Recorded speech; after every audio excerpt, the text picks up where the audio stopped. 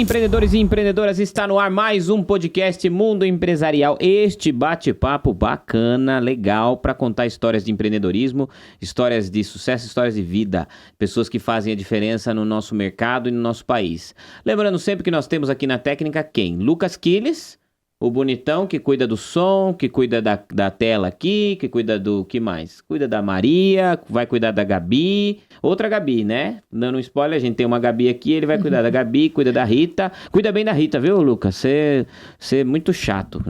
Rita, você é um doce e o Lucas é um amargo, tá? Temos aqui também o Aldo Filmes, tomando sua aguinha, TDAH. Tomou diazepam, Aldo, hoje?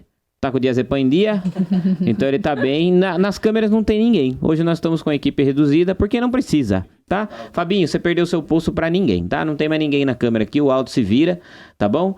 E é isso aí também. Gostaria de agradecer nossos patrocinadores, a Cela Brasil, e nós temos um novo patrocinador que nós vamos falar hoje aqui, né? Daqui a pouco eu falo pra vocês o nome deles, e que é muito legal, um parceiro aqui do programa Mundo Empresarial também, certo?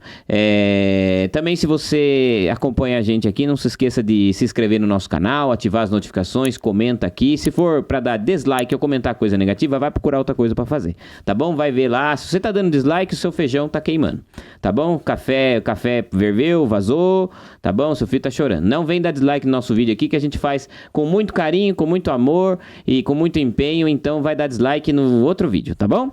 Vamos lá, vamos apresentar aqui essa dupla que está comigo aqui hoje, são dois irmãos, né? Eles estão à frente da MN Imóveis, que é uma imobiliária super tradicional, conceituada aqui na cidade de Itu, parceiros aqui, né, da nossa Global Media. A empresa que está completando 25 anos. 25 anos, vai completar esse ano? Isso. 25 anos. Então, galera, com vocês, Gabi e Matheus Costa. E também o Matheus também, que é pré-candidato a prefeito de Itu. É isso, Matheus? Sou também, é verdade. Muito legal. Então a gente vai bater um papo daqui a pouco também sobre política, que eu gosto. Apesar que esses últimos tempos foi difícil falar de política, né? Agora acho que já dá pra gente falar sem problemas, até porque sempre dá pra ter o debate, né? É verdade. Então, vamos lá. Começando primeiras damas, tá, Matheus? Então a gente vai falar com a Gabi, até porque a Gabi é nossa parceira. A Gabi vive aqui na Global, gente. Ela vive aqui com a gente, tá sempre aqui. Às vezes ela não tá muito feliz, mas às vezes ela não vem feliz, sai feliz, né, Gabi? Oh. Então tá bom. Gabi, como é que começou a história da MN? Como é que começa a vida de vocês aí? Porque eu imagino que vocês nasceram, criaram, foram crescendo junto com a imobiliária, né? Foi. Na verdade, é até engraçado. Esses dias a gente estava com o pessoal da consultoria lá na imobiliária. E aí eles perguntaram assim, né? Porque boa parte as pessoas acabam não dando certo em alguma coisa e acabam indo para corretagem, né? Então, o que você fez antes de ser corretor? Eu fiz isso, fiz aquilo. Sim, acontecia muito no mercado. Aí ele falou assim, tem alguém aqui que nunca fez nada, sempre trabalhou com corretagem? Ele falou, não, só podia ser você nasceu aqui na imobiliária, né? Não sou tão novinha assim, tá? Mas foi mais ou menos sim, isso. Tem minha idade, pô. A história começou com os nossos pais, né? Meu pai empreendia em outra cidade, mas sempre gostaram de investir em imóveis, entendiam que era um mercado promissor. Minha mãe estudando advocacia e aí eles compraram a MN, já chamava MN. Já chamava. Já chamava MN. Legal. Do Marcos e do Norton. E aí começaram a tocar a empresa, a minha mãe mais ativamente. Matheus veio, né? Matheus, depois de quanto tempo você começou a trabalhar com eles? Eu já comecei logo quando eles compraram, com 98. Eu fazia ali a parte de banco, atendimento, era um pré-adolescente. Pré-adolescente. E aí, na sequência, fiz 18 anos, tirei carta, entrei na faculdade de Direito, sou advogado também, advogado. André, especialista em Direito. Corretor? É formado também, tem o Cresce? Tem o Cresce, sou corretor de imóveis, sou sócio da Gabriela na empresa e sou advogado. Especialista em direito empresarial, em direito imobiliário e também atuo na parte empresarial e pública. Que legal, tá vendo? Aí. Bom, mas aí é importante ela falar porque a MN se inicia em 94, mais precisamente, né? Com Marcos e com Norton.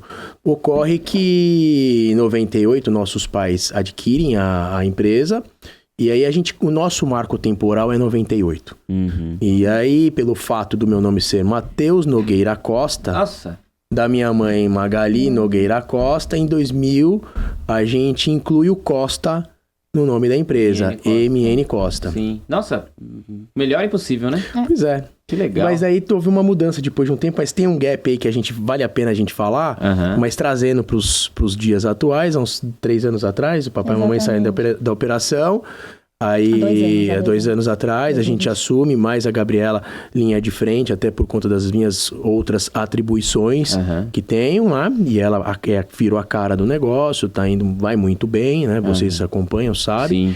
E aí, então, a gente tenta mudar um pouco para deixar a empresa menos familiar e trazer mais para o mundo corporativo. Então, a gente resolve suprimir ali o Costa e fica a MN, que é o nome de origem, e dentro do MN a gente tem várias ramificações, tem a administração, tem a locação, tem a venda, tem o conceito, MN Conceito, que é o padrão um pouco mais elevado. Que é um novo empreendimento, né? Esse é o nosso novo projeto agora para o segundo semestre. Legal, a gente vai falar dele também. E daí, como é que foi para você, Gabi, crescer nesse meio Pois bom, assim, é que eu falo que como eu cresci lá, eu não conheço um outro mundo, né?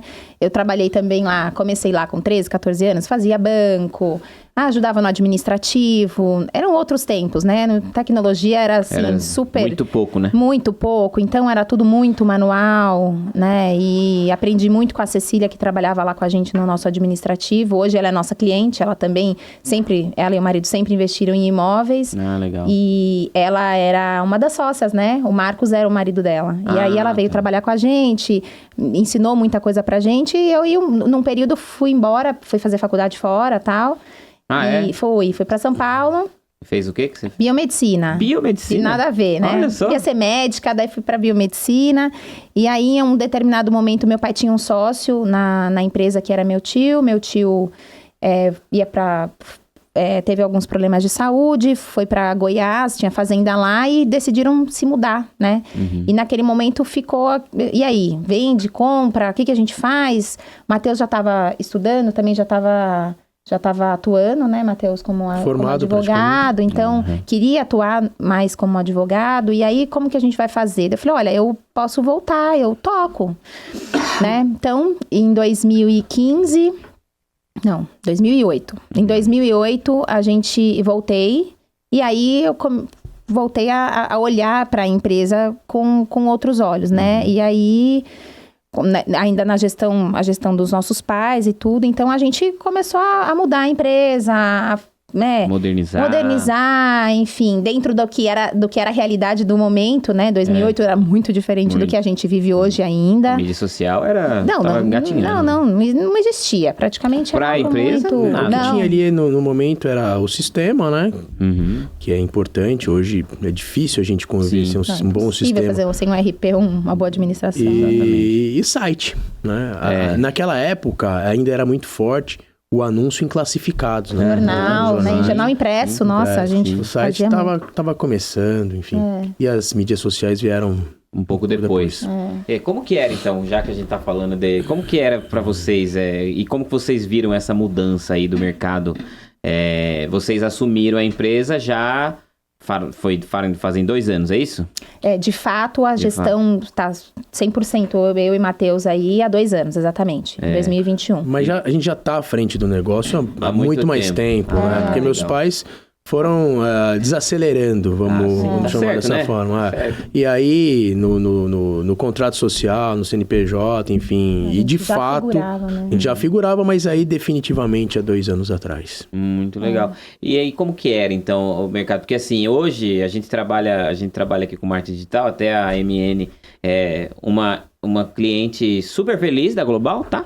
Que é a melhor produtora de vídeo, agência de comunicação do mundo.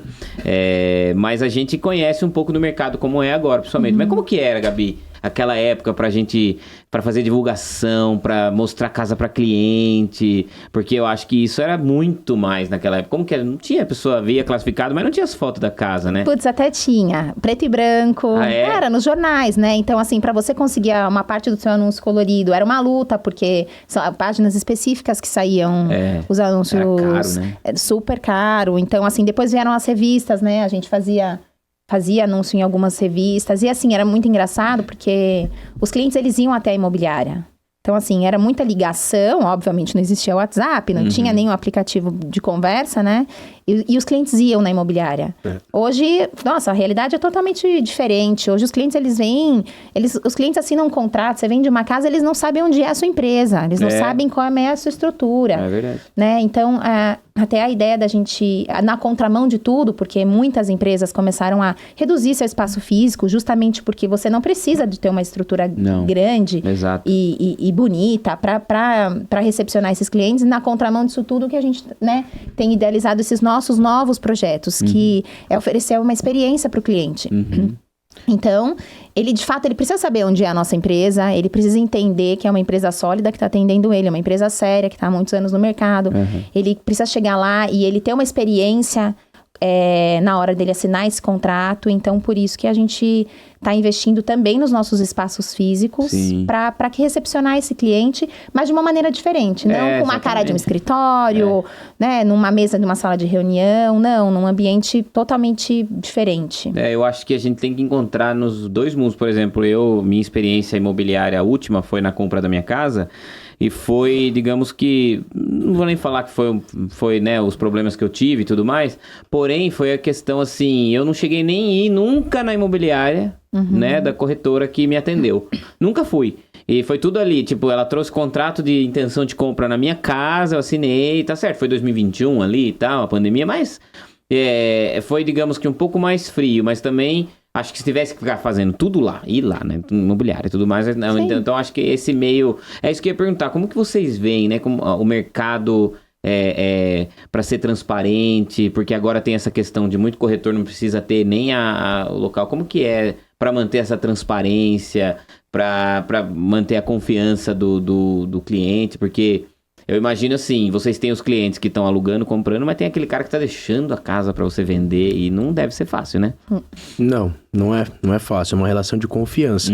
Até porque muitas vezes é o único patrimônio da pessoa. E existe uma série de coisas, né, em torno disso. Mas pelo fato da gente estar consolidado, aí você veja, estamos falando de 25 anos na nossa mão, mais 3 ou 4 quando foi dado início. E assim, a gente investe muito também na mão de obra humana, sabe? A gente tem aí 2 consultores que nos ajudaram nesses últimos tempos a desenvolver, a reestruturar, a crescer, e isso vai trazendo também, vai fortalecendo a credibilidade, né?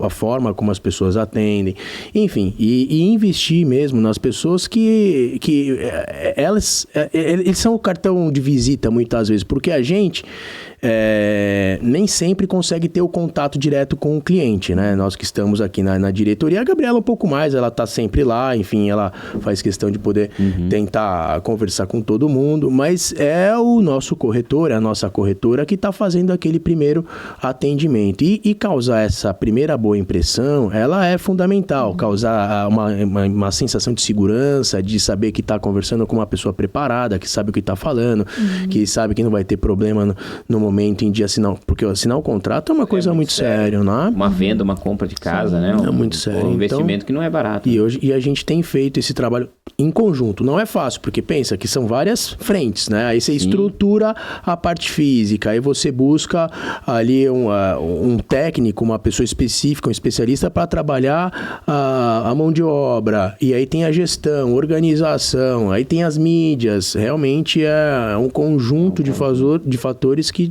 vai dar o resultado. E mais uma vez, assim, ainda na contramão de como as empresas no nosso mercado aí estão buscando trabalhar, a gente está humanizando cada vez mais os processos e não usando, obviamente, a tecnologia a nosso favor, né? A gente vê muitas empresas aí que hoje o atendimento, sei lá, no WhatsApp, ele é totalmente robotizado. Nós não queremos fazer isso. Nós não temos intenção de fazer isso. A gente quer, justamente porque eu trago sobre a experiência.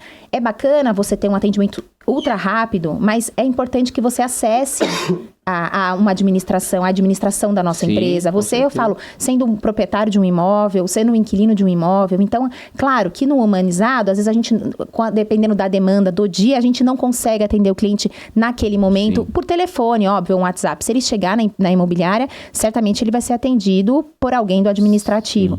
Mas a gente percebe que algumas empresas estão robotizando totalmente. Então, assim, você não consegue acessar um jurídico, você não consegue acessar alguém do administrativo, é tudo via WhatsApp. Então, na contramão disso, eu volto a falar sobre a experiência do cliente. Então, além de oferecer um bom serviço, é oferecer que entender que cada cliente demanda de uma forma e tratá-lo exatamente da forma que aquele cliente gostaria de ser tratado, né? Porque para você não acabar generalizando, e óbvio, tem clientes que acham excelente que ela leve um contrato na tua casa para você assinar. Então, assim, se essa for a sua vontade, assim será feito. Mas a ideia é que a gente consiga trazer você aqui, óbvio, sem que isso seja um peso para você, sem que isso seja, né? Mas para que seja leve, mas que você...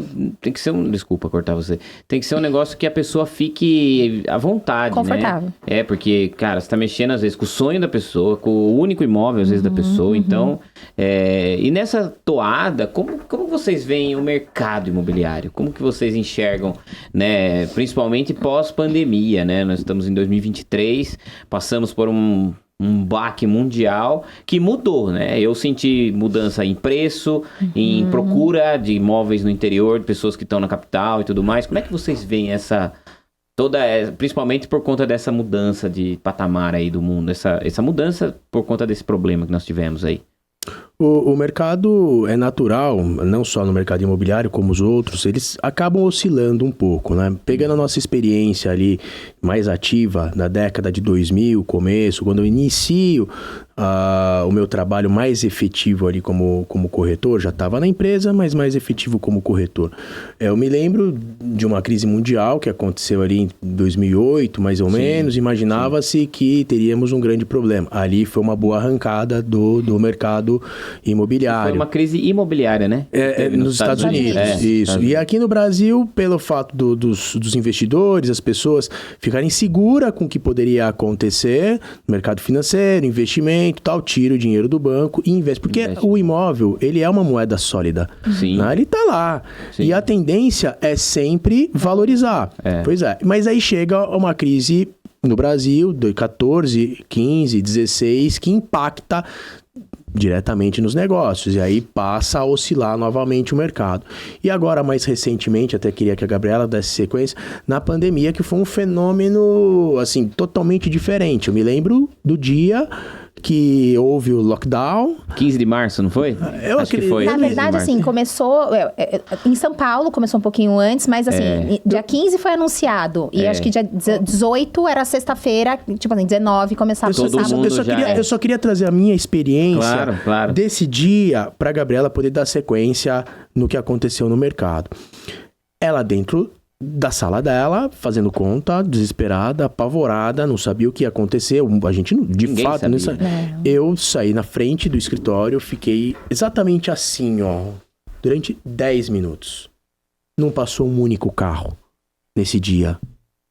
Eu voltei, sentei na mesa, falei... Você tem razão, pode ficar louca. Não sei o que vai acontecer. Ela falou, tô fazendo conta e tô tentando entender o que a gente vai ter que fazer primeiro. Tô preocupadíssima. Pode. Porque a gente tem uma carteira, além da venda, da comercialização, a gente tem e locação, a gente tem uma carteira de administração muito grande. É isso que eu ia perguntar, tipo, nesse dia, assim, muita gente já começou a... Não, o que aconteceu? Quero vender, quero comprar, quero sair. Ninguém queria fazer nada. Nem sair do aluguel. Não, nada. E, até porque achou-se que seria algo... 15 Falaram dias. 15 dias, Depois mais 15 dias. Mas o que aconteceu é que, assim, a gente ficou... A primeira coisa que o governo tentando trazer medidas, né? Ventilou-se que não precisaria mais pagar o aluguel.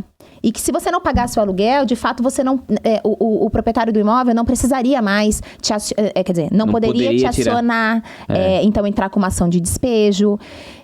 Né? E aí, você imagina, Isso aí ventilado, né, nos maiores canais de televisão e tudo mais. O que aconteceu? A gente colocou toda a nossa equipe de férias, a gente já tinha uma estrutura grande, falou, todo mundo vai de férias e vamos entender o que vai acontecer nos próximos 15 dias, né? Então, ficamos com 2 pessoas lá interno e tal, e só... Não, nós estamos localizados no centro da cidade. Sim. Ali passa assim, sei lá, nunca contei, mas... milhares. É na Rua Santa Cruz, né? Exato. Milhares de carros. Número Inclusive 1069. é um lugarzinho muito charmoso, viu? Vamos lá tomar um café lá, que é Estão muito convidados. legal. É muito legal lá. Serão muito bem-vindos. Enfim, e aí, chegou sábado, não passava um carro na rua. Mas até aí tudo bem, sábado normalmente a nossa rua ali é um pouco mais tranquila. Não, você não tem noção, André, na segunda-feira. O telefone não tocava. A cidade parecia que um feriado nacional. Silêncio, assim, a cidade estava em silêncio, a cidade estava em choque. Foi. Né? O nosso mercado estava em choque e muitos outros, os comércios estavam em choque. Sim. Enfim, nós que administramos imóveis para comerciantes, desesperados, entrando em contato. E agora, como é que eu vou fazer? Não consigo vender, eu não sei o que fazer. Bom, os clientes, proprietários, e agora? Meu inquilino não vai pagar o aluguel e eu não posso entrar com uma ação. Então, assim, a gente começou a tentar. Nós ficamos por 15 dias só administrando o... Mas era real, Gabi? É. Isso era real? Esse negócio que o cara não precisava pagar o aluguel? Não, porque ventilou. eu tive um desconto. Eu morava de aluguel nessa época. Eu tive um desconto, se eu não me engano, de uns 20%, assim, que foi muito bom. Mas assim, mera liberalidade do locador. Ele poderia não ter te bonificado, entendeu? Sim. E tá tudo bem. Mas assim, na verdade... No comercial foi mais usual, né? Sim, no comercial muito. Muito porque, embora gente, houvesse liberalidade. até assim... Enfim, quando a gente começou a passar por isso, depois a gente foi entender, mas no momento que isso ventila, você não tem noção da proporção. Mas não, depois, na verdade, fizeram um decreto para que não entrasse com uma liminar de pedido de despejo, entendeu? Então, assim, são para contratos muito específicos, contratos sem garantia. Então... Mas até isso acontecer, os clientes ligavam lá, então não preciso pagar o aluguel, né? Era dia 18, dia 20, não preciso pagar o aluguel. Aí você fala, cara, pera lá, então a gente não vai ter venda, a gente não vai alugar, a gente não pode abrir a empresa e a nossa empresa de administração não vai poder administrar, porque se os caras não pagam, se a gente não pode entrar com uma ação, então ficou... E quem que ia visitar casa pra comprar ficou casa? Ficou obscuro, mas aí, em São Paulo, o lockdown, não chegou o lockdown inicial, porque quando o governador decretou, mas em São Paulo eles já estavam sentindo. Então... Eles já estavam presos dentro das casas há uma semana. Semana. A gente fala que, assim, lá, a pandemia iniciou 10 dias antes. Então, assim, quando a gente começou, eles já estavam sentindo isso há 10 dias. Quando a gente fala que depois de 15 dias vai acontecer alguma coisa e vê que não acontece nada, eles começam a se apavorar. Então, quem tá no apartamento, quem tá com os filhos que não estão mais na escola, e aí os funcionários não conseguem chegar, ônibus, aquela loucura, aí, vamos pro interior. Foi um horror, né? Foi quando a gente começou a perceber uma movimentação do mercado, do pessoal que tá aí fora, querer vir pro interior. Porque aí você aluga uma casa, você tem um excelente custo-benefício. Sim. Então, assim, uma casa, sei lá, você tem 1.000 metros num lote, você tem grama, você pode levar seu cachorro, seus filhos vão brincar. Então, a gente começou a perceber aí a migração Tinha um nicho de mercado aí. Exato. E aí é que a gente fala que da cidade está preparada para isso, porque nós somos uma cidade que tem muitos condomínios, então é uma cidade estruturada para receber essas pessoas. Sim. Hoje nós temos os 3 maiores condomínios de luxo do interior de São Paulo, estão localizados na nossa cidade. Então, a gente começou a recepcionar esses clientes. E aí a gente começou a entender a reviravolta do mercado, o aquecimento no mercado imobiliário. Mercado imobiliário. Que legal, né? Sempre tem alguém que vai lucrar, né? Com qualquer crise, né? Foi muito triste, claro. Foi demais. Ô, Matheus, eu fiz a mesma coisa, sabia? O primeiro dia, eu lembro que foi assim, acho que foi começou mesmo, acho que era dia 15, aí eu não lembro se foi, minha esposa já foi pra casa, que ela trabalhava numa agência. E aí eu fui pra casa, eu acho que a primeira segunda-feira que eu tava em casa, eu fui lá, eu moro em condomínio, aí eu saí, olhei assim, não tinha ninguém, no silêncio, e todos os carros, todo mundo em casa, eu olhei, eu nunca vi, não tinha, se eu olhei pra, minha casa é a primeira do condomínio, então eu vejo lá embaixo, eu olhei assim, eu vi todos os carros, todo mundo, os carros na garagem, todas as casas fechadas. Medo, falei, um clima horrível. Eu juro pra você, me encheu o olho de lágrima, deixa eu voltar pra dentro. Porque foi. Mas realmente, como você falou, foi uma época muito triste, mas infelizmente, muito né? O número de mortes foi uma coisa... Não, foi horroroso. Foram acho que mais de 2 milhões, né? Mais de 2 milhões de mortes. Até mais. No 2 Brasil mil ou 2 bi? Não, bi não, mas milhões. Foram alguns milhões. Eu sei. O Brasil eu sei que chegou perto... 600 mil, 700 mil. E Estados Unidos, eu acho que foram mais. Né? Estados Unidos eu sei que morreram mais pessoas na pandemia do que morreram na Segunda Guerra Mundial. Americanos morreram na Segunda Guerra. Então... Não, fora isso, assim, fora que a gente vendo as mortes, a gente não entendendo a doença, né? Porque você não sabia de que forma que a doença se manifesta. Não faz sentido que eu pegue e morra e você pegue e não sinta nada. Você pegue e espirre apenas. De uma forma loucura. Muito diferente. Você não tem controle do que é daquilo. Vocês chegaram a ter? Eu peguei no começo, em julho. Eu já tinha tomado a primeira vacina, então fui tranquilo. Eu peguei no final do ano, acho que as vacinas começaram em fevereiro, eu peguei no ano novo. E, assim... Segunda onda, né? A minha família ficou, assim, né? Meu marido, as crianças bem gripados, com febre e tudo. Mas, assim, graças a Deus, não medo? Tivemos. Terrível. Eu tive em julho. Eu e aquela mercadoria sem nota ali que passou pra mim. No primeiro ano? Julho de 2020. Chegou em março no Brasil, então foi. Cara, não, minha esposa ficou em choque. Só você pegou ela também? Só eu. E ela, olha a loucura. Eu, na época, teste era uma fortuna, né? Aí eu fui e fiz teste. Não sabia nem onde tinha, né? Muitas vezes era difícil de encontrar. Exatamente, eu encontrei um laboratório que fazia. No meu caso, o do nariz não adiantava, tinha que ser exame de sangue, alguma coisa assim. Sei que foi uma bala. Fiz, aí deu positivo, fiquei isolado no... Só que assim, o primeiro teste que eu fiz, deu negativo, que foi o do nariz. Tá. Aí eu continuei em casa... mais uns dias, pra garantir que não era, porque a gente já tinha voltado pro presencial naquela época, em julho, porque parado a produtora aqui não ia rodar. Peguei, fiquei uma semana. Aí nessa, fiquei ali convivendo, não tinha bebê, tinha só o meu filho, o adolescente, e a minha esposa. E aí, quando saiu o resultado do de sangue, deu positivo nessa, eu já tinha transitado em casa. Tá.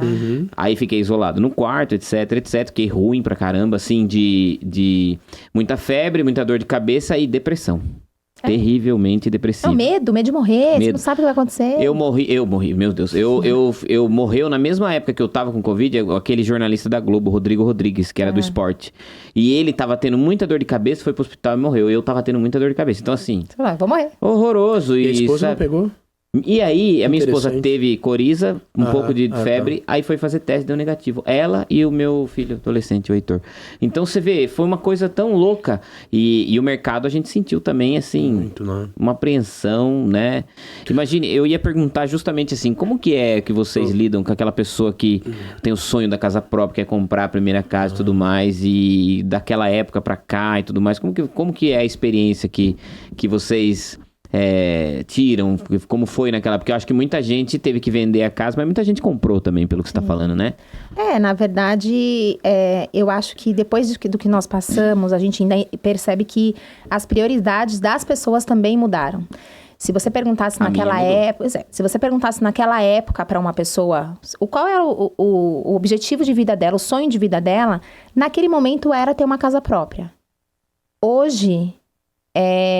esse percentual caiu muito. Por quê? Porque que as pessoas procuram hoje? Eu tô falando dos clientes, mas é porque os nossos clientes são as pessoas, né? Sim. As pessoas hoje, o que elas procuram? Flexibilidade, em primeiro lugar. Ter um negócio próprio, que também te traz flexibilidade, liberdade. Sim. E depois a casa própria. Então, assim, isso é ruim pro mercado? Não. Por quê? Porque essa pessoa ele vai morar. A moradia é o princípio básico. Então, como que ele vai morar? Então, ele vai morar de aluguel. Então, onde entram os nossos outros clientes, que são investidores, que têm imóveis, adquirem imóveis para essas pessoas alugarem. E aí, a gente começou a investir nisso. E aí, mais uma vez, trazendo experiência. A gente tem estudos aí que, assim, 80% das pessoas consideram ter uma boa experiência, e é uma experiência diferente, algo absolutamente significativo para uma tomada de decisão numa compra ou numa locação. Dessas 81 pessoas, 42% topariam pagar a mais por esse imóvel. Por uma experiência. pelo imóvel, pela locação desse imóvel, levando em consideração a experiência que esses profissionais vão te oferecer. Olha que louco. Então, assim, então, no fim, assim, a verdade é que o nosso mercado, ele não vai parar nunca, porque as pessoas precisam morar. Sim. Né? Então, assim, eu sou muito entusiasmada com o nosso mercado, e daí já não é imobiliária, é da construção. A gente vê pessoas que mudaram a vida, né? Os donos das imobiliárias também, pessoas que transformaram as suas vidas com o mercado, mas as pessoas que também estão no mercado da construção, a pessoa começou lá, um empreiteiro, de repente ele tem a construtora dele, de repente ele está construindo para clientes, ele está construindo para ele mesmo, ele está construindo casa nos condomínios. A cadeia aqui não para, né? Não para. Então, assim, é um mercado que é muito promissor. É um mercado que, assim, ele é cíclico, lógico, tem os seus períodos de crise e tal. Sim. Mas, de um modo geral, ele é um mercado que muito interessante, né? Para quem tá nele, certeza. né? Para quem investe nele. E olha, e a gente é meio que o para-choque do negócio, né? A gente sente primeiro, mas a retomada também acontece primeiro. Você fala do mercado em geral? Do mercado geral. Ah, é? Então, Faz sentido, porque, como a gente tava falando da pandemia, a primeira coisa, os comerciantes começaram, não vou conseguir pagar o aluguel. E depois... Isso aliado à construção civil, né? Também, claro, né? também. Porque eles constroem para poder vender, para poder alugar, para poder morar, então... Sim. E aí o nosso trabalho de poder, obviamente, comercializar. E todo dia, André, tem gente querendo alugar, tem gente querendo vender, tem gente querendo comprar, então... As coisas vão se encaixando, né?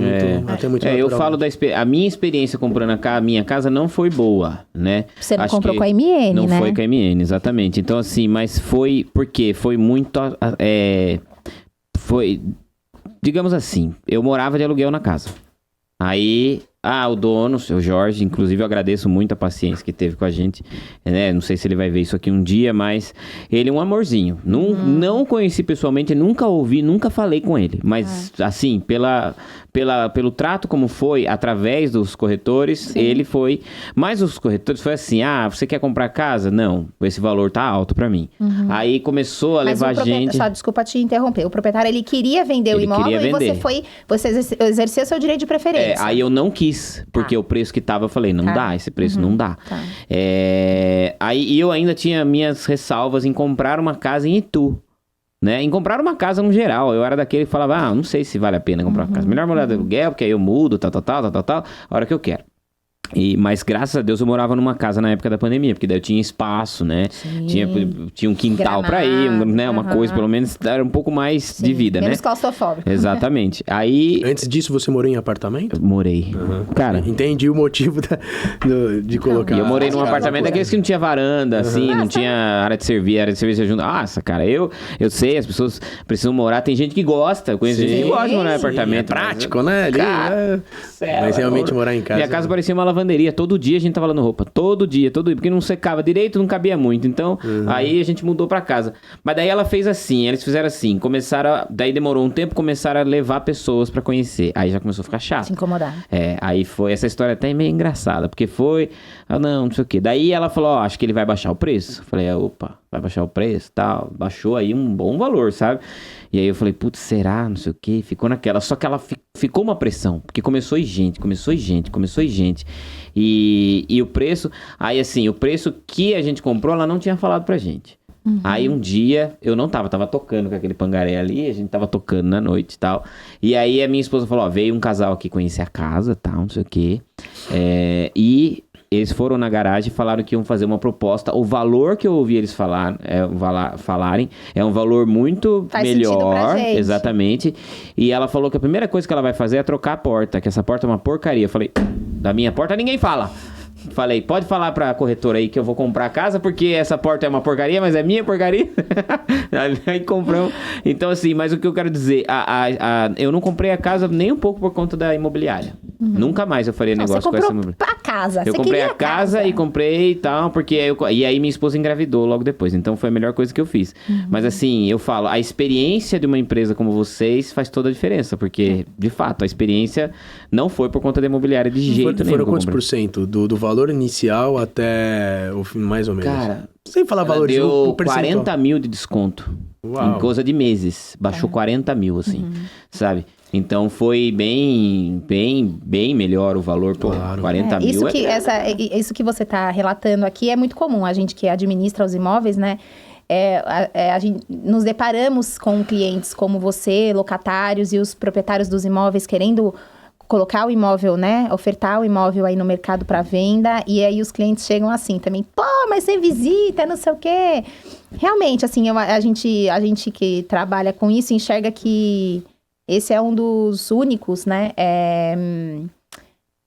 Desvantagem aí de você alugar um imóvel, né? De quem tá locando, tá? Porque, na verdade, quem toma todos os riscos normalmente é o proprietário do imóvel. Ele disponibiliza um imóvel, te dá a posse do imóvel.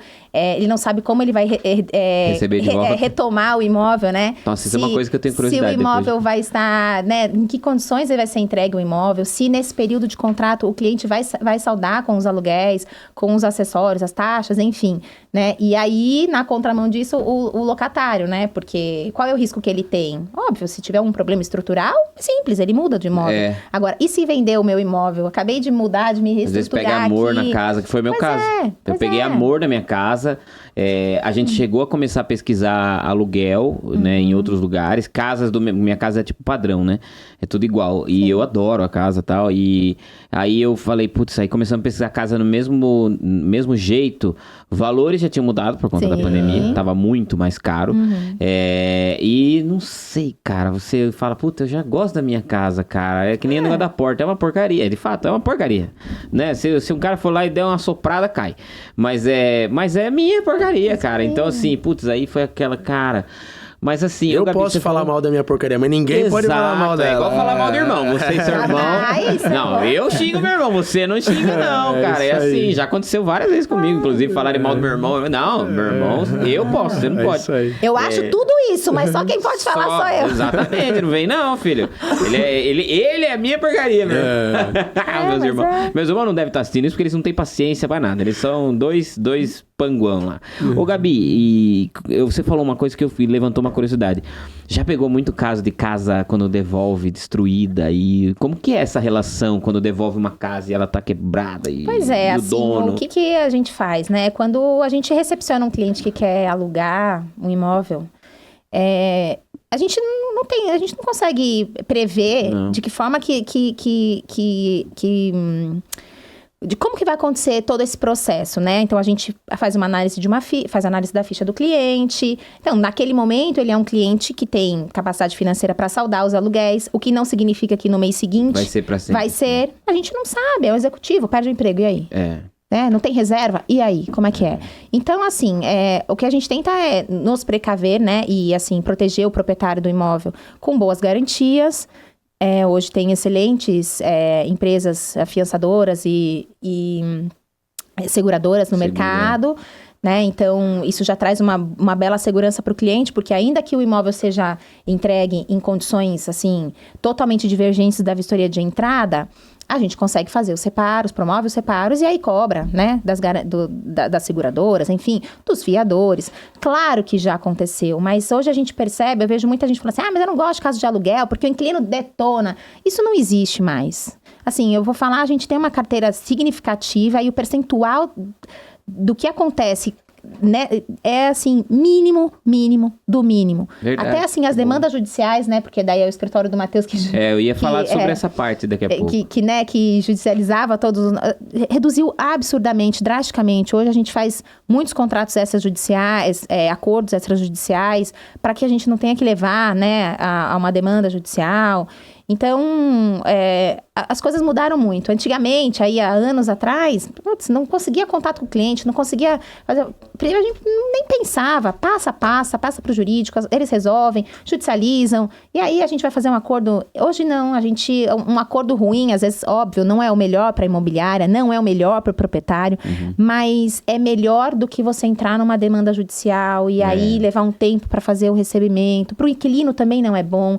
Eu imagino assim, que uma pessoa idônea, ela não quer ficar sem pagar. Lógico, né? Claro que a gente já encontrou aí os picaretas no meio do caminho, mas em via de regra, não. São pessoas idôneas que não querem resolver da maneira que fica melhor para todo mundo. Então, Já aconteceu, claro, hoje pode acontecer, óbvio, mas a gente aí tenta tomar algumas medidas para precaver, para que a gente consiga se proteger, tanto a imobiliária quanto o proprietário. Porque, assim, apesar de que se o cliente ele inadimplia o aluguel ou ele entrega um imóvel desse jeito, a culpa não é da imobiliária, né? Porque só intermediamos e administramos, porque assim, nós não somos responsáveis em saldar os aluguéis, nós não somos responsáveis em reparar o imóvel. Você não vai lá todo dia dar uma olhada. Mas o cliente, ele fica chateado, né? E, mais uma vez, quando a gente fala em experiências, eu não quero ter um cliente chateado. Eu não quero ter um cliente que fala, lá na MN coloquei o meu imóvel e eles quando me entregou dessa forma. Putz, depois disso a gente não conseguiu receber os aluguéis, não conseguimos... Pode acontecer? Óbvio, pode. Na minha, na outra. Acontece com todos certeza, os dias. Sim. Mas aí a gente vai tentando nos proteger aí para que aconteça o mínimo possível. Esse cuidado é importante, né? Desde o momento de você analisar uma ficha, ver a capacidade financeira do inquilino, fazer uma vistoria bem feita, com foto, com relatório e tudo mais. Sim. E tudo isso também, né, André? Você vai evoluindo, você vai avançando, a tecnologia ajuda, uma série de coisas, uma série de cuidados. Hoje a gente tem sistemas de busca, de análise da condição da pessoa, da ficha da pessoa. Então, é um trabalho integrado para tentar minimizar ao máximo o risco, o prejuízo e a insatisfação do nosso cliente. Por isso eu imagino, né, conheço vocês, sei se vocês oferecem um excelente trabalho nesse ponto, mas assim, por isso que a imobiliária em si se torna cada vez mais importante, porque assim, meu pai tinha casa de aluguel e era no Bigode. Ele se lascou demais nessa, mas demais. Você sabe que ainda tem bastante, viu? Tem, cara. Mas aí cria esse estigma nele e em você, porque você via o seu pai e você vai falar assim, investir em imóvel? Eu não vou pôr a minha casa para locação. Não, você assim, pode pôr. Não, imagina, isso é dor de cabeça. Não é. Se você tem uma empresa que faz uma análise, que acompanha todo o seu processo, que administra o imóvel por você, a chance de você ter uma dor de cabeça, ela é mínima. É mínima, entendeu? Então, a gente vê muito, né? E o cliente não fica se indispondo com o inquilino, proprietário versus inquilino, que é um problema, cria ali um estresse. Então, a gente está no meio ali para fazer justamente essa intermediação, para acomodar as partes. É um trabalho extremamente importante. O meu pai, ele teve um problema com uma casa, que é a casa que eu nasci, que aí a gente mudou e tal, depois ele pôs essa casa para alugar. Ele alugou para uma empresa, e essa empresa, ela usava essa casa para vários funcionários, dormiam e tal. Cara, eles não pagaram aluguel, destruíram a casa e sumiram, mas era no Bigode. Ele tá processando a empresa até hoje, né? Aí eu acabei de lembrar, inclusive, desse processo. Eu que cuido dos problemas dele lá, eu vou ter que dar uma olhada nisso. Mas assim, e ele, até pouco tempo atrás, ele não queria saber de imobiliária, não. Ele ficava atrapalhando a vida da imobiliária e arrancava da imobiliária. Aí agora tá... Eu falei, pai, eu vou, né, lá em Sorocaba e tal, aí tem uma imobiliária de um amigo meu que cuida e tal, e aí eu falei, cara, eu vou, cara, é uma tranquilidade, eles, né, eles fazem o trabalho, eu acho que é no mesmo nível de excelência que vocês, assim, né, só não vou falar o nome, porque eu não vou fazer propaganda de ninguém, só da MN hoje, mas assim, é esse cuidado, você vê essa questão de vistoria, de cuidar, cara, eu não preciso fazer nada, eles só me mandam tal, então assim, a minha experiência neste caso é bem, e é o mesmo que vocês oferecem, e assim, de vocês ainda, até acho que é mais... sei lá, e ainda que você venha ter um problema aqui, ó, mais uma vez, pode acontecer, claro. Você vai ter uma empresa ali que vai dar todo o suporte jurídico para você, então, acompanhamento, então assim... vamos quebrando paradigmas aí, né? Todos os dias, para pessoas que realmente têm essa visão de ter um imóvel alugado, ou então ter uma imobiliária. Não preciso ter uma imobiliária, eu faço tudo, não sei o que. Gente, faz tudo hoje. Amanhã, se você tiver possibilitado de fazer, se você não for lá na porta do seu inquilino receber o aluguel, talvez ele não te pague. Né? Então, são coisas que você precisa, né, avaliar. E é pra isso que a gente tá aí, né? O Lucas, ele me deu um toque aqui de uma pergunta super legal, realmente, que eu vou fazer um pouquinho mais pro final, porque agora eu quero falar um pouquinho com o Matheus, que o Matheus, ele é advogado e é especialista em direito imobiliário, né? Como que essa sua... E depois a gente vai falar um pouquinho que o Matheus também é pré-candidato à prefeitura aqui de Itu, mas assim, como que essa sua experiência no direito imobiliário ajuda, né, os clientes a resolver esses problemas? Porque, cara, eu fico imaginando se acontece comigo, alguém não paga, ou destrói minha casa, some. Como é que é o que é importante a pessoa ter uma empresa como vocês que tem um advogado por trás, né? Na verdade, eu acabei migrando para a área do direito imobiliário justamente por conta da minha experiência e a minha vivência dentro da imobiliária.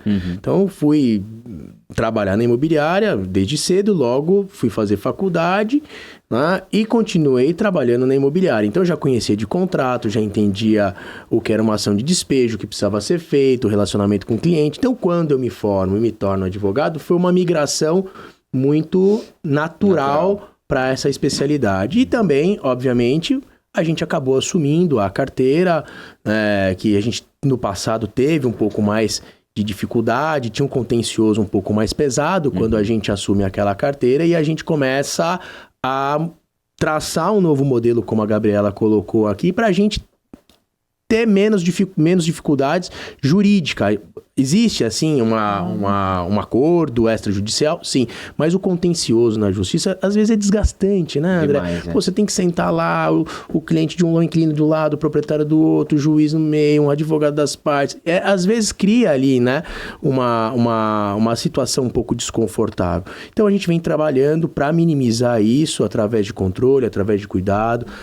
Mas, é claro, o cliente proprietário quer ver a solução do seu problema. Então, o contrato bem feito é importante, as garantias são importantes, uma avaliação bem feita, uma vistoria bem feita é fundamental. E cuidar do ser humano, né? A gente tem que ter esse trato, esse jeito. A gente chegou a ter uma equipe significativa lá no escritório. Aí a gente fui remodelando de acordo hoje com os meus compromissos, né? Eu fui remodelando ali de forma que eu tenha mais tempo para poder atuar em outras áreas, né? Que eu tenho aí hoje na sociedade. Enfim, e tá lá a doutora Laís fazendo um trabalho maravilhoso junto com a doutora Bruna. A minha esposa também é advogada. Ah, que legal. Como é o nome dela? A Isabela. Isabela, um beijo, Isabela. Isabela. Enfim, então as coisas estão caminhando muito e estão indo muito bem. Legal. E como é que surgiu esse seu, digamos que, essa sua vocação para política? Você já foi, me desculpe a minha ignorância por eu não ser de tu, você já teve cargo, né? Você foi vereador, é isso? Fui vereador. Como é que começou isso, que você entrou nessa área aí? Você sabe que o direito está meio correlacionado a essa... meu pai também já foi vereador no passado, mas eu fui participar em 98 de uma convenção partidária e eu vi um movimento lá, eu não entendia muito bem, eu estava um adolescente. E eu gostei do formato do negócio ali, né? As convenções ainda existe hoje, mas diminuiu bastante. Mas na época era muito comum. As convenções definiam para que rumo o partido ia seguir. Ou ia para uma coligação, ou ia com o candidato A ou com o candidato B, enfim. E essa convenção foi uma convenção muito grande. Inclusive liderada pelo Gilberto Kassab, que hoje é a pessoa que eu também caminho junto com ele. Tá. Presidente do PSD. E eu falei, puxa, que coisa interessante. E comecei a me alimentar mais daquilo e tal. Quando chega o período de definir, escolher ali a profissão, a minha mãe, como a Gabriela falou, fez direito. E no meu quarto eu tinha uma escrivaninha no qual eu colocava livros e tal. E minha mãe deixou lá, obra de Deus, eu sempre comento isso, deixou uma constituição em cima da minha escrivaninha. E eu não sabia nem para que servia ao certo uma constituição. Um adolescente tem que estar muito antenado. Não, e aquela época, gente, a informação era muito... Não, era demorado. Muito diferente hoje, cara. Eu abro a Constituição e tá ali dentro de repartições de poder, partido político e tal. E ali, André, eu pensei nos mais variados cursos. Eu fui de jornalista a zootecnista, pra você ver que não tinha... Era assim, diferente, né? Nossa, bem jornalista. Se bem que comunicação, né? Mas... Daí o zootecnista, né? Nossa, alguma coisa ligada à parte agropecuária, enfim. E eu falei, pô, direito é legal, hein? E minha mãe fazia direito e tal. Fiz uma conversa com ela e decidi fazer inscrição no vestibular para direito. E sou extremamente realizado. Foi acertado. Por quê? Porque eu entendia que por se tratar de leis, aí eu fui entender o que era a Constituição e tal, poderia estar mais correlacionado com a vida pública. Em 2012 me elejo vereador e começo então uma trajetória. Fui um vereador bastante atuante. Eu liderei, inclusive, um processo em 2014, quando houve aquela grave crise que nós vivenciamos, hídrica aqui na cidade, uma das piores do Brasil, né? E eu me destaco ali como um dos líderes da oposição, defendendo requerimento, fazendo fiscalização. Eu propus uma comissão especial de inquérito para poder investigar o contrato que existia com a Águas de Itu na época. Então eu começo a ter um destaque ali, uma relevância maior naquele momento. Mas sempre focado, obviamente, eu me preparei muito para isso, para ser um dia prefeito da cidade. Fui fazer especialização em direito público, eu tive uma experiência numa prefeitura, André, nos Estados Unidos. Eu me licenciei do meu mandato, uma licença não remunerada, e fiquei um período numa prefeitura dos Estados Unidos, conhecendo gestão moderna, gestão eficiente. Fiz diversos cursos de gestão, fui convidado para ser palestrante no curso de gestão pública na Fundação Estudar. Então eu me preparei, tá? Óbvio, sempre trabalhando nos nossos negócios, dividindo o meu tempo, porque a gente precisa, né, cuidar das nossas coisas, mas sempre mirando essa possibilidade. E hoje a gente está daí disputei a eleição de 2020 para prefeito. Foi uma eleição difícil, no momento da pandemia, sem estrutura. Saí com 20% dos votos, foi até uma surpresa positiva, né? Bom número, né? Pelo tamanho da nossa campanha, foi uma campanha extremamente modesta. E hoje a gente parte de um número até maior do que eu fiz na eleição passada, hoje nas pesquisas, né? O que nos coloca... Não existe eleição fácil, não existe eleição ganha. Mas nos coloca numa condição de disputa muito boa. Hoje nós temos, certamente, o nosso grupo tem o maior arco de aliança em termos de partido, já temos uma quantidade significativa de pré-candidatos a vereador. É um projeto sólido no qual eu quero conversar com as pessoas, ouvir a população.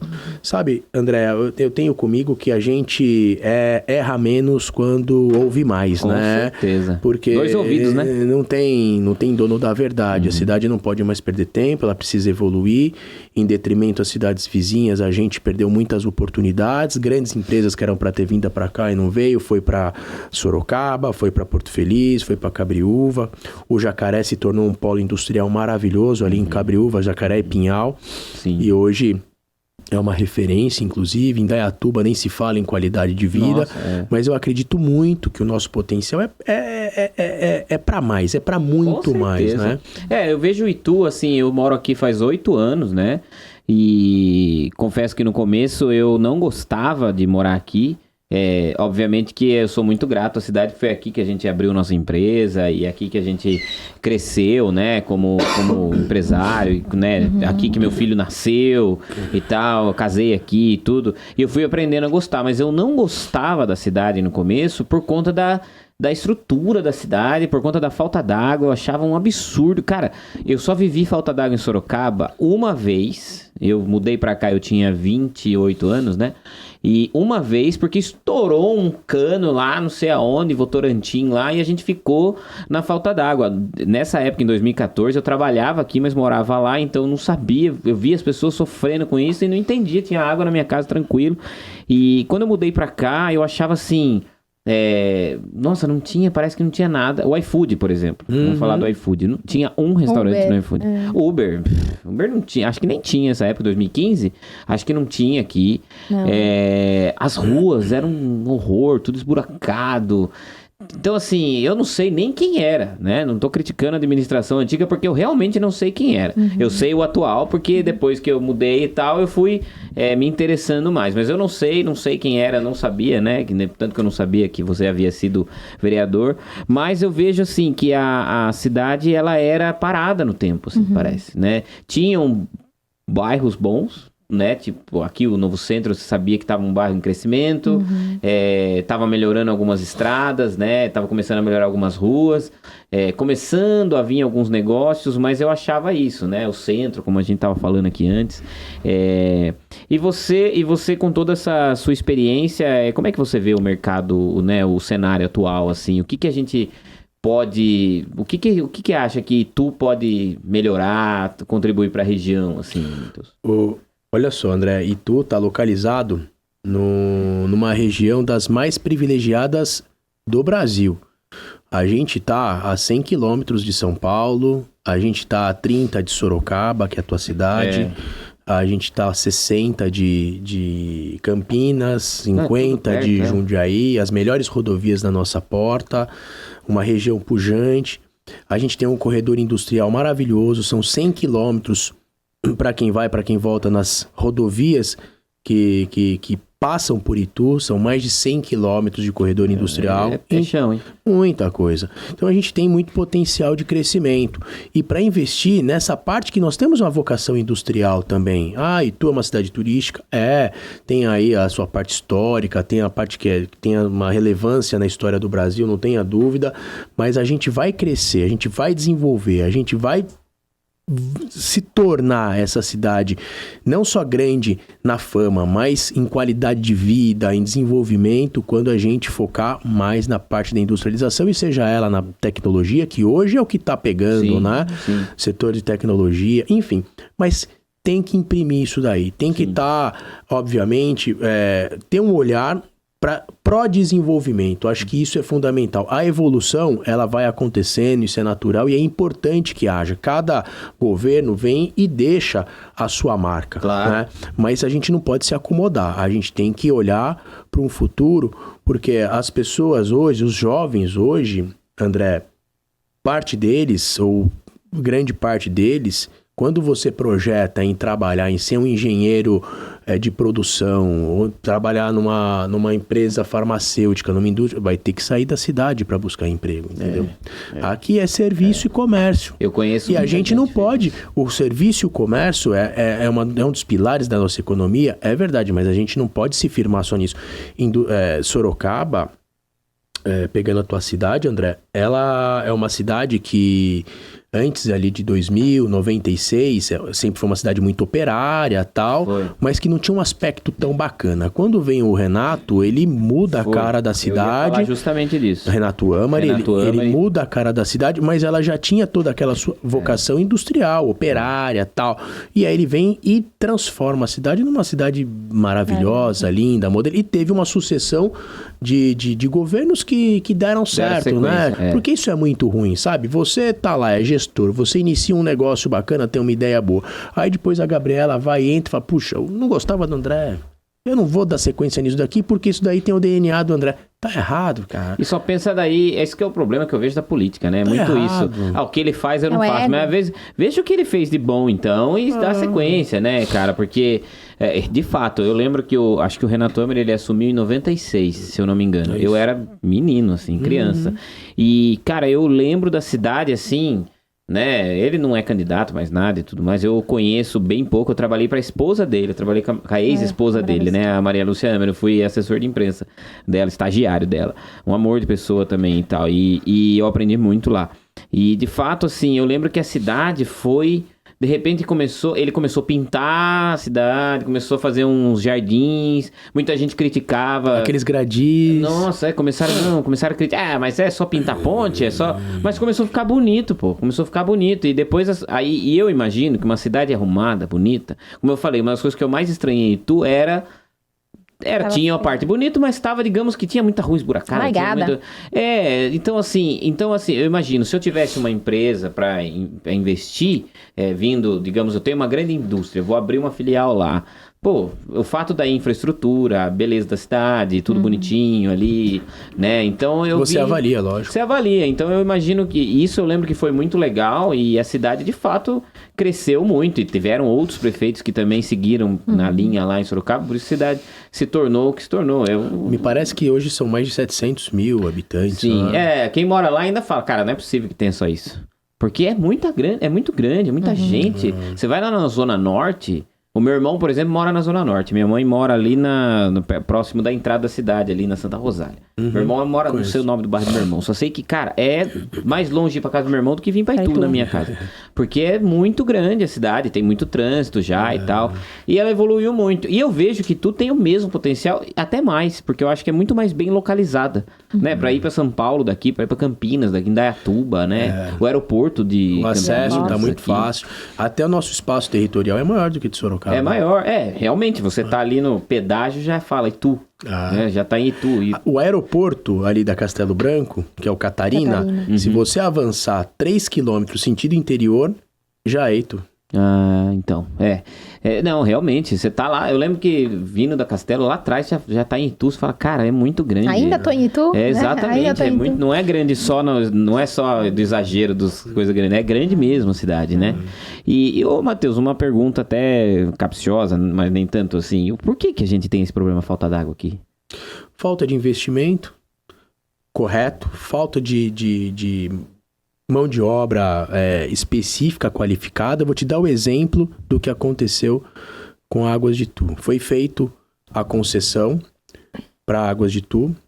E eu não vou nem demonizar aqui a concessão, porque quando ela é entregue na mão de uma empresa séria, de uma empresa que sabe o que está fazendo, e tem ali os órgãos de controle fazendo com que, de fato, ela cumpra o que está estabelecido no contrato, vai dar certo. Mas não foi o que aconteceu em Itu. Entregaram para Águas de Itu, que na realidade a expertise deles era frigorífico, do grupo Bertin.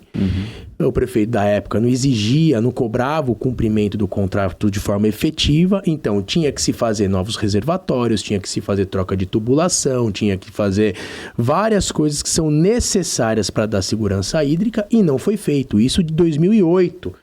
Quando chegou 2014... imaginando que poderia estar contando com o tempo, com o clima, né? Que ia chover, veio a uma das maiores estiagens da história e a população que pagou a conta. Então, o que precisa é, de fato, fazer reservatórios. O último grande reservatório que foi feito na cidade foi em 91 para 92, a represa do Itaim. Na época, a cidade tinha 90 mil habitantes. Nossa. Hoje são 180 mil habitantes praticamente. Dobrou. E a gente tem os mesmos reservatórios. Olha só, André, é uma coisa até primária. Você vivia em 3 até então na tua casa. E com 250 litros de água mais ou menos dia. Chegou o garotão, né? Um garoto, né? Que veio. Sim, Vicente. O Vicente.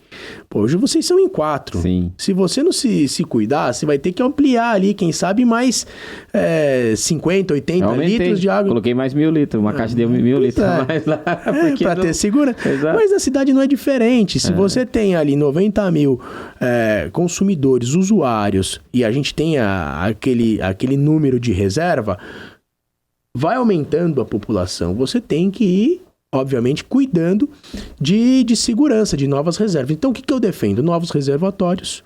Eu defendo micros reservatórios no curso do rio, porque, vamos lá, a gente tem aí alguns rios que abastecem os nossos reservatórios. Braiaiá, o Fubaleiro, o Itaim, o São Miguel, o São José e tantos outros. Então, no curso, até chegar no reservatório, o rio está vindo de algum lugar. Então, no curso do rio, você vai fazendo micro reservatórios. Para quando baixar do reservatório principal, você levanta ali as comportas ou baixa e vai trazendo essa segurança necessária. A troca de tubulação é fundamental. Nós temos pontos da cidade que as manilhas têm quase 70 anos, 60 e tantos anos. Aguenta. Aquelas antigas, foi feita ainda na gestão do João Português, João Machado, que foi um prefeito que teve à frente da sua época. E nós temos em pontos da cidade uma perda de 35%, 40% da água tratada, André. Nossa. Se a água bruta ela tem um valor inestimável, faça ideia, a água tratada, que passa por cloro, energia elétrica, esforço humano e tantas outras coisas. É muito precioso o que está acontecendo. Então, essa troca de tubulação ela também é necessária. Claro. O que está sendo feito é importante? É importante. Está sendo feito algo agora. Está sendo feito. A segunda linha do Mombaça. Mas não é o suficiente para trazer a segurança que a cidade necessita. É isso que eu ia falar. Tem solução. Tem, claro. Tem solução para essa falta. Claro. Porque eu sofri 2021, foi pior, e 20 foi feio. 22 foi feio e 21. 21 eu tava no meio da obra quando começou a falta d'água. Cara, foi assim... A sorte é que meu filho não tinha nascido ainda, mas foi pagando caro em água. Horroroso, assim. Um negócio que você... Por isso... Chegava um momento que você... Meu Deus, eu não aguento mais isso. Por isso, André, que precisa ter essa segurança. Porque qualquer estiagem mais forte, se esse ano houver uma estiagem esse ano mais forte... Já faz um mês aí que não chove, né? E aí, os reservatórios estão baixando. E o risco de acontecer é iminente. Então, esse investimento, ele é contínuo, ele não pode ser paralisado. E querendo ou não, ficou uma coisa... Criou uma marca... Ficou uma marca ruim, né? E tipo aí assim, afeta o nosso mercado, né? Isso que eu ia falar. Meu pai falou assim, eu tava instalando lá em casa lá uma hidro lá, um negócio lá pra água, né? E meu pai falou assim, que adianta você instalar isso aí? Não tem água lá? Meu pai de Sorocaba, 75 anos. Adianta você fazer isso aí? Não tem água em tudo? Você vai usar o que aí? Eu falei, não é sempre assim também, né, pai? A gente não morre de sede lá, né? Tem água, cara, mas não é que às vezes, né, não chove, então... Ô, Gabi, a gente já vai voltar a conversa do mercado imobiliário em cima disso daí. Muito obrigado, Matheus, pelos seus esclarecimentos aí. Matheus que é pré-candidato a prefeito da cidade de Itu em 2024, né? Ano que vem. Então, essa época do ano que vem, você vai estar... 20 quilos mais magro, cabelo branco, eleição ali, milhão. Porque eu trabalhei numa eleição e olha, trabalhei com candidato a deputado estadual em 2010. Nossa Senhora. Pauleiro. Foi 2010, foi isso mesmo, cara. Você fez a comunicação deles? Eu era estagiário de comunicação e acabei depois ficando amigo dele e tudo mais. A gente vai falar agora dos nossos patrocinadores, rapidinho a gente já volta com vocês. A gente vai falar aqui dos produtos da Cela Brasil, começando primeiro por esse querido produto maravilhoso aqui, ó. Esse produto que é o PU Construção. PU Construção. O Filmes tá filmando aqui, Filmes? Tá filmando aqui. Focou? Focou. Então nós vamos falar aqui dos produtos, né, da Cela Brasil, que é uma marca confiável, reconhecida no mercado de construção civil, com uma linha abrangente de produtos, né? E nós vamos falar aqui então do PU Construção, perfeito para colagem e vedação de juntas de dilatação, né? Sua formulação avançada garante resistência e durabilidade, proporcionando segurança em suas obras. Então é muito importante que você conte na sua obra. A gente está falando aqui de mercado imobiliário, etc. Então envolve obra, envolve essas coisas. Então a gente precisa ter produtos de qualidade na nossa obra pra gente, né, não se lascar aí. Então, pelo amor de Deus, cara, às vezes você tá investindo uma grana aí pra construir um imóvel, seja pra vender, seja pra morar, etc. Então, é bom que você tenha produtos de qualidade aí na sua obra. Então, PU Construção é muito bom. E temos também o nosso querido PU 40 de uso geral. Esse aqui é o que eu mais gosto. Eu uso lá em casa para tudo que eu vou fazer, entendeu? Que ele é ideal para diversas aplicações em substratos que não exigem grande movimentação. Versátil, confiável, o PU de uso geral oferece aderência excepcional e facilita os seus projetos. Então você quer colar qualquer coisa lá na sua casa, quer colar uma prateleira, um quadro, quer colar o seu vizinho, o que você quer fazer? O PU 40 de uso geral serve para tudo, né? Ele pode colar cerâmica, porcelana, madeira, concreto, mármore, vidro e muito mais. Então é um produto excelente que eu recomendo. Se você confia em mim, compre os produtos da Cela Brasil. Se você não me conhece, não confia em mim, você não sabe o que você está perdendo, porque eu sou uma pessoa de confiança, super confiável, certo? E não poderíamos deixar de falar do produto silicone neutro, né? Que é excelente. Ele que se destaca por sua excelente aplicação em vidros e chapas metálicas, né? Além de proporcionar uma colagem e vedação eficiente. É muito bom você ter um silicone. Toda casa tem, né, Lucão? Toda casa tem silicone para todo lado. Você não sabe, mas tem. Ali no vidro do box tem silicone, embaixo ali da privada, né? Da privada ali, aquele local que a gente pensa e toma tanta decisão ali, então ali tem. Então tem que ter um produto de qualidade, né? Onde mais a gente encontra? Na pia, na tanque, todo lugar tem. Então você precisa ter de uma marca boa, né? Vai mexer aí, né, com áreas da sua casa extremamente importante, né? E também temos na versão incolor, tá? Então esse aqui eu acho que ele não é incolor porque tem na versão incolor, né? E então eu recomendo os produtos da Cela Brasil, maravilhosos, você conta com eles, tá? E aqui, ó, tem um recadinho aqui da galera da Cela Brasil, que você sabia que produtos para impermeabilização são 3% do custo de uma obra, mas são responsáveis por 97% dos problemas de uma casa? Bom, com a Cela Brasil como parceira, temos a certeza de oferecer a você, nosso ouvinte, nosso telespectador, nosso YouTube espectador, produtos de alta qualidade e confiabilidade, né? Acreditamos na excelência da Cela Brasil para tornar os seus projetos ainda mais bem-sucedidos. Aproveite toda a variedade de cores e benefícios que a marca tem a oferecer. Porque esse cola, esse veda, este Cela Brasil! E também nós temos aqui o prazer de apresentar aqui o empreendimento da FCK Empreendimentos, né? Que é o Condomínio Aeronáutico Santos Dumont. Cara, você já imaginou você morar num condomínio e você que tem seu avião, você ter um hangar para você morar junto ali do seu hangar, para você cuidar do seu avião, para você poder, a hora que você quiser, sair com seu avião, levantar voo. Cara, é um privilégio, obviamente, para poucos, mas é muito legal para quem tem e pode ter a possibilidade de morar num local assim e numa localização tão boa, né? Então, descubra o Condomínio Aeronáutico Santos Dumont, um projeto exclusivo perto de São Paulo, tá? Nós estamos aqui próximo a Campinas, tudo na região aqui, então é muito bom esse polo. Esse é um lugar único para aqueles que nasceram para voar, né? Ele que tem uma operação em 24 horas de operação e também equipado com operação noturna. Então você pode chegar lá de noite, de manhã, a hora que você quiser, você desce o seu aviãozinho, desceu, pousou, encostou em casa, dá um beijo na esposa e tá tudo certo. Dá tempo de jantar com a esposa e com os filhos, né? Os lotes disponíveis variam de 520 metros quadrados a 1.654 metros quadrados. Então, e eles podem acomodar vários tipos de aeronave, incluindo aeronaves experimentais, monomotores, bimotores, turbohélices, jatos e helicópteros. Pô, legal pra caramba, né, cara? Eu quero conhecer esse condomínio, eu não tenho avião, não tenho nada, mas eu quero conhecer esse condomínio só pra ver que legal que é as pessoas lá e tal, não sei o que.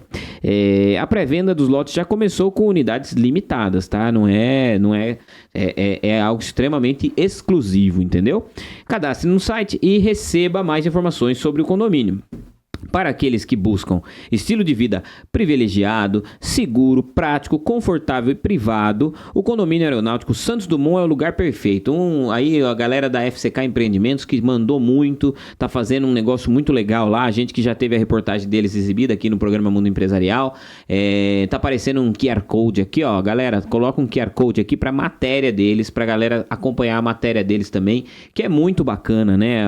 Eu mesmo editei essa matéria, então eu lembro dela, é muito legal, né? Um espaço gigantesco e então, cara, vocês vão adorar. Voe e garanta o seu lote no Condomínio Aeronáutico Santos Dumont. Valeu, galera, valeu. Então vamos voltar aqui agora a conversar com nossos queridos Gabi e Matheus Costa, que tá aqui comigo, hoje batendo esse papo super legal, certo? Voltamos, hein? Agora vamos voltar aqui. A gente tava falando aqui, então, o Gabi, com o Matheus, sobre essa questão da crise, o quanto que isso afetou vocês, e o quanto que isso pode atrapalhar nos negócios, né? O quanto é importante a gente resolver isso. Eu acho que isso ainda impacta, né, no mercado imobiliário. A gente recepciona, lógico, quem tá aqui, quem é da cidade, vai acabar comprando, vendendo, alugando um imóvel aqui, mas quando a gente recepciona clientes de outras cidades, ficou estigma, né? Tem água aí? Tem água? Não, mas não falta água na cidade? Putz, né? Aí você fica, não, daí você tem que explicar pro cliente, né? Óbvio, num período de estiagem, mas como já existe esse problema na cidade e a gente entende que ela é de reservatório, então você também tem que ter um reservatório maior na tua casa. Sim. Você mesmo mencionou, colocou uma caixa, né? Uma caixa de a mais, de 1.000 litros, enfim. Então, a população também já se prepara para isso, desde 2014, né? Que eu lembro que quando você comentou que era o ano que você já estava trabalhando aqui em Itu, sim, a gente via, assim, carros, caminhonetes passando com caixas d'água, né? Transitando para poder abastecer a sua casa, não, né? Abastecer o seu comércio. Caixa d'água na frente, assim. Pois as casas, todas nas garagens. Na frente, pois engraçado. Hoje, depois disso, a gente, passamos já por uma outra grande crise hídrica aí no finalzinho de 2020 para 2021. Foi. Né? A gente, né? Foi Período feio. da pandemia ainda. E é isso, o que a gente fala para os clientes, indica para os clientes é isso. Se você tiver estruturado, não vai ter problema. Não vai faltar água na tua casa, porque assim, a água ela chega, só que ela demora para chegar. Então pode ser que ela venha dia sim, dia não, um dia sim, 2 dias não, até que, se Deus quiser, a gente tenha uma resolução disso. Uma resolução disso aí, e aí pessoas engajadas para fazer o negócio acontecer, né, Matheus?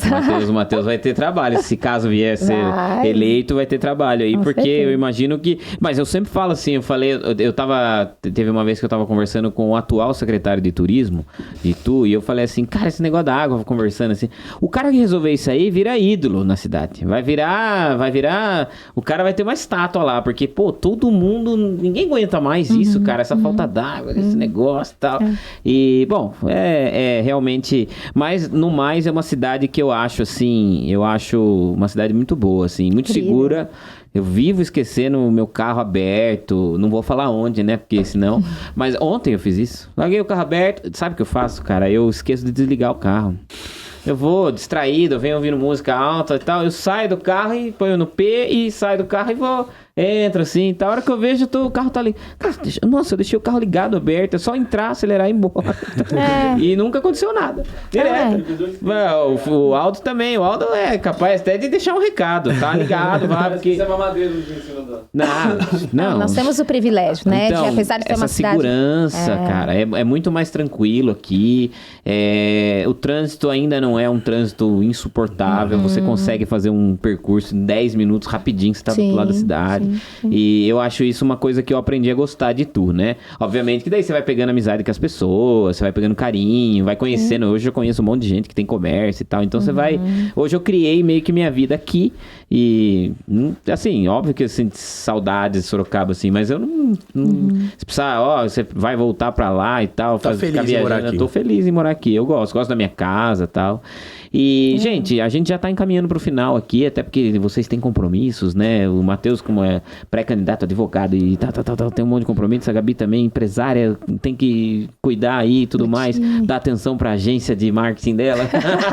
E eu queria falar, eu vou fazer 2 perguntinhas que tem aqui para vocês dois, e eu acho que é legal os dois falarem um pouco. Como que foi ter o pai de vocês como mentor, assim? Como que foi trabalhar com a família e tudo mais, e principalmente ter essa figura, né, para vocês nessa empreitada aí? Eu diria que você fala em pai, mas eu acreditaria isso ao pai e à mãe, né?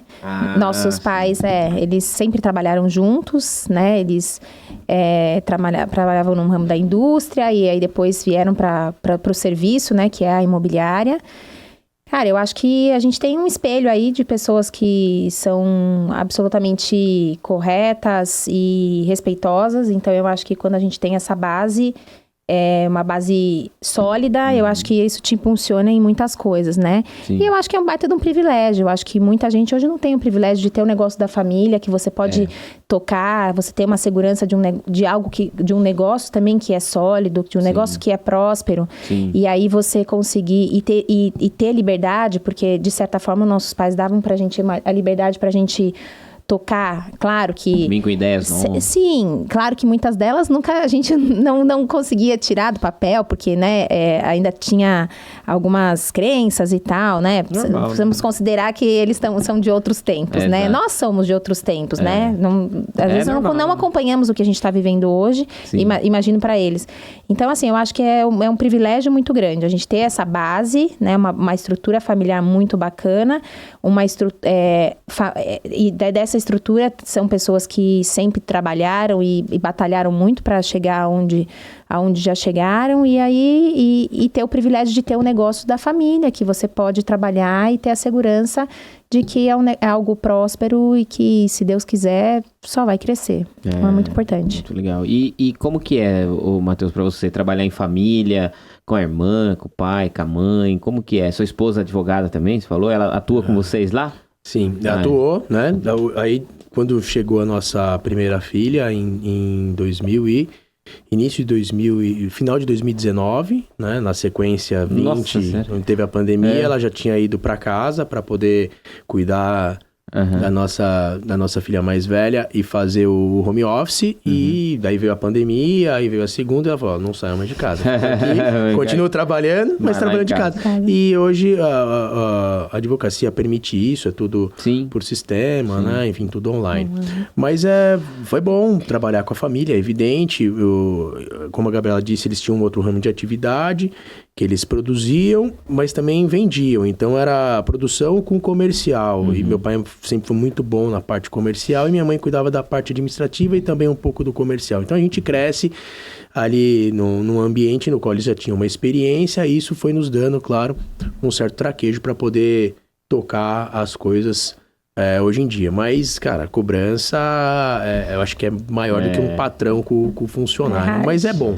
Isso não é ruim, não. Isso faz bem criar ali uma resiliência, experiência, fica mais cascudo, né? Com certeza, com certeza. Eu preciso até me retratar, que teve um episódio que eu falei assim, trabalhei com a minha esposa e não dá. E ela falou assim, que não... Eu nem expliquei, eu falei, não dá. Amor, não é que não dá, é que a gente brigava bastante, a gente não tinha maturidade. Você é uma excelente profissional, melhor profissional que eu conheço na vida e com certeza dá sim. O problema é que a gente não tinha maturidade naquela época, mas agora a gente tem o Vicente, então as coisas mudaram, né, meu amor? Então, eu te amo. E eu tenho uma pergunta que o Lucas fez pra gente encerrar. Eu era desse grupinho e eu saí desse grupinho, que é fundos imobiliários. O que vocês acham do fundo imobiliário? Eu era assim, eu vou ter uma casa, o que eu vou gastar? Eu vou ter uma fatia de um shopping, não sei o quê. O que vocês acham? Que recado que vocês dão pra quem quer investir em fundo imobiliário e não quer ter uma casa ou não quer comprar um imóvel? Porque às vezes o cara coloca o valor de uma casa no fundo imobiliário e acha que tá tudo certo. Como que é pra vocês, pra gente encerrar antes do recadinho final? Olha, eu não vou falar que sou contra, óbvio, mas eu acho que é importante que você diversifique os seus investimentos, né? Quando você investe num fundo imobiliário, você imobiliza o seu capital ali, contando com um rendimento X mensal, ok. Faz uma reforma e... Ok. Quando você adquire um imóvel, além do rendimento mensal que ele pode te trazer, a gente precisa contar com a valorização desse imóvel. Então, assim, o importante de você ter profissional que vai te direcionar e te atender é que ele vai trazer o melhor negócio para você. Então, um imóvel bem precificado, um imóvel que tem capacidade para te trazer, sim, lá 1%, 1,2% ao mês, né? 0,8%. Então, imóveis com uma boa rentabilidade e que, no longo prazo, esse seu investimento vai valorizar. Então, você comprou um imóvel lá por R$400 mil, dali 5 anos, seguramente esse imóvel está 550, 600, o que não acontece quando o seu capital está imobilizado num fundo, entendeu? Então... E ainda é variável. Sim, fora tudo isso. Claro, também na locação não é diferente. O imóvel pode estar desocupado um mês, né? Desocupou, logo alugou, o inquilino acabou inadimplindo. Mas assim, pelo outro, você consegue ter uma boa média de rentabilidade, né? Do retorno do seu investimento. E você conta com a valorização desse bem. Então, assim, ali, obviamente, você imobiliza o seu patrimônio, né? Talvez você não tenha tanta liquidez, mas você tem a segurança de que você tem um bem. Com certeza. Né? Então, eu acho que isso é o mais importante. Agora, só ter imóveis ou só ter fundo imobiliário, eu acho que é bacana você diversificar. Diversifica a sua carteira. Da mesma forma que você coloca em fundo, você coloca em outras... investe em outras várias formas, né, de diversificar e diversifique também e invista no imóvel, né? Assim, esteja aberto para esse tipo de investimento também, que eu acho que é bem bacana, é importante. E aí tem aquele negócio da tal estigma, né? Mas eu não gosto de aluguel e tudo mais. Então, quando você tem uma empresa que faz o trabalho por você, a chance de você se frustrar, ela é infinitamente menor. Então, é para isso que nós estamos aí. Tá vendo? Contem com a MN. E você, Matheus? O Matheus eu já vou diferente, então. A Gabi já falou bem dessa parte aí, né? Falou tudo, né? Falou tudo e mais um pouco. O que você acha? Você gostou da resposta, Lucas? Tá respondido. Para você que investir em fundo imobiliário, deixou de investir em fundo imobiliário para investir nos imóveis. Eu era dessa, né? Fundo imobiliário, tal. Cara, eu comprei minha casa, eu reformei minha casa, ela valorizou. Obviamente que tem variantes. Por exemplo, se eu moro num lugar e muda totalmente a infraestrutura, vira uma marginal, uma avenida, um negócio grande, abre sei lá, mas assim, cara, risco você tem em todo investimento. Mas é muito menor. Não, infinitamente menor. Só que no meu caso, onde eu moro ali, estão falando que ali vão vir outros condomínios e vai mudar as ruas, vai ter mais acesso. Inclusive, Matheus, se você for eleito, pelo amor de Deus, melhora aquele acesso ali, rapaz do céu, que ali é triste. E o povo se perde direto, a primeira vez que vai em casa lá, vai parar lá na casa não sei da onde. E vai valorizar. Então, assim, eu tô super contente. A tendência é sempre valorizar. Exatamente. O Beto, meu sócio, vocês conhecem o Beto? O Beto é entusiasta sempre investiu em imóveis e eu batia de frente. Não, imagina, não é o imóvel. Olha o que eu falava. Não é o imóvel que valoriza, é o dinheiro que perde valor. Por isso ele vai ficando mais caro. Aí, mas você tá louco, não sei o quê. Mas aí, hoje em dia, eu já vejo que não. Obviamente, o dinheiro perde valor, mas nem sempre, né? Ô, Matheus, e que recado que você dá, então, para quem quer empreender no mercado imobiliário, ou quer até mesmo na área do direito? E se você quiser também dar um recado para os cidadãos, né, para as pessoas de Itu aí, que ano que vem vão ter uma eleição pela frente, que eu imagino que seja uma eleição muito decisiva, né? Porque é o último mandato do atual prefeito, então, de qualquer forma, vai mudar, né, a gestão, a pessoa.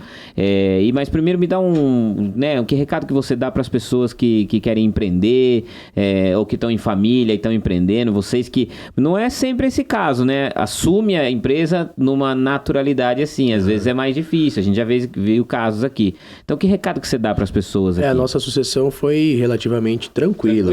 Tivemos grandes problemas, meus pais estavam finalizando um ciclo, a gente estava abrindo outro, então deu certo. Mas empreender é importante. Eu sei que tudo tem risco, mas é ali no qual a pessoa pode também ter a mudança de vida dela. A gente ouve tantas pessoas na internet falando, né, de empreendedorismo, tal, sai do CLT e abre o teu negócio. Tá na moda. De fato, quando você ousa, avança, acredita, monta um negócio, a tua chance de poder escalar é muito maior do que se você se mantiver naquele salário mensal e tal. Enfim, mas eu sou entusiasta. A gente, desde cedo, a gente empreende na nossa vida, na nossa casa, a família, a Gabriela com a família dela, com as coisas dela, eu com a minha esposa, os nossos negócios, porque é um desafio, mas a gente acredita. Existe sim as oscilações, isso é natural de mercado, isso é natural da vida e sempre vai haver.